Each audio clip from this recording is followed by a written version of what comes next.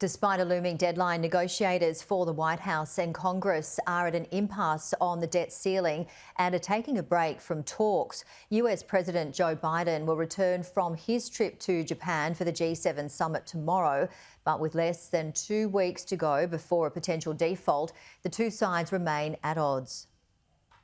I decided to press pause because it's just not What do you mean press pause? Just pressing pause.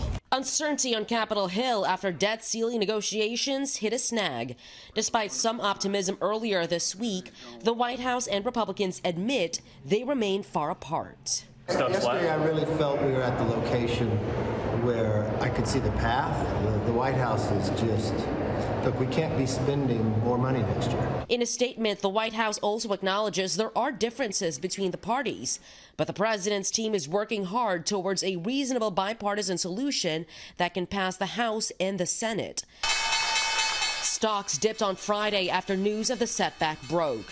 With the threat of default growing larger, 11 progressive senators led by Senators Tina Smith, Elizabeth Warren, and Bernie Sanders are urging the White House to scrap talks with Republicans completely and lift the debt limit unilaterally. What the debt ceiling is about is paying money that has already been appropriated and spent. House Speaker Kevin McCarthy is also under pressure from hard-right GOP members like the Freedom Caucus.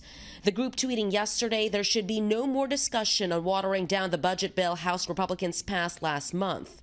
Still, some lawmakers are calling for a bipartisan solution. Both sides have to come together now, immediately. Despite the impasse, the White House remains hopeful that a bipartisan agreement can be reached if both sides negotiate in good faith and recognize that neither side will get everything it wants.